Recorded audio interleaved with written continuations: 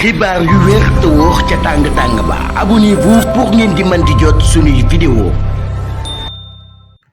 dal leen ak jàmm seen bi di Buzz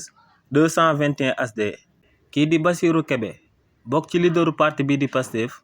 ginnaaw ba Pape Malick Ndour yëkkatee ay kàddu daal di wax que ne rapport bi nga xam ne moom la waa Cour des comptes daal di fësal ay manipulation ñoom ñoo ci daal di nekk ndax ne ci biir rapport bi dañ faa wax que ne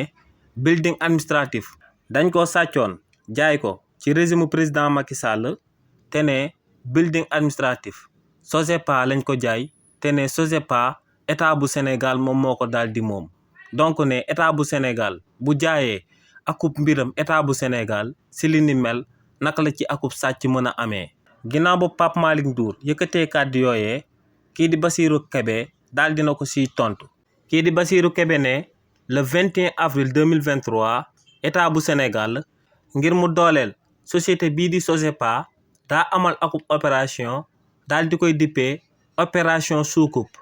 ne si li ni mel nag état bu Sénégal daa jël 10 bâtiments bâtis de l'état daal di koy jébbal société boobee di SOGEPA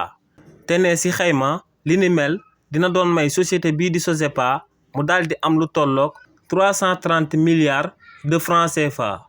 waaye nee nag ginnaaw bañ daan amal opération Soucoupe boobee nga xam ne daa waroon a jaar ci banque islamique bu nekk ci réewu Sénégal daal di teeree ca trésor public ne xaalis buñ ci njëkk a daal di envoyé te mu daal di toll ci 247 milliards de francs CFA ne xaalis boobee kenn mënu laa wax fu mu jaar ndax amul traçabilité waaye tamit nekkul ca trésor public waaye tamit ne waa régime président Macky Sall ginnaaw bañ daan amal opération boobee ñu dippee Soucoupe reliquat bu waroon a toll ci 156 milliards de francs CFA te mu waroon a jaar ci banque islamique bu nekk ci réewu Sénégal daal di teere ji ca trésor ne tamit reliquat boobee waroon a toll ci 156 milliards de francs CFA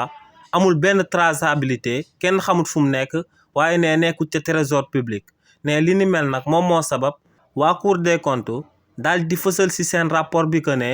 building administratif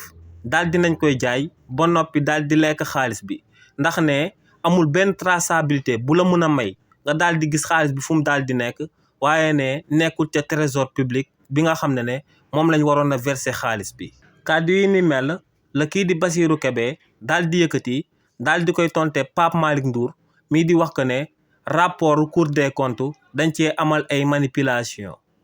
xibaar yu wér te wóor ca tàng-tàng ba abonnez-vous pour ngeen di mën di jot suñuy vidéo.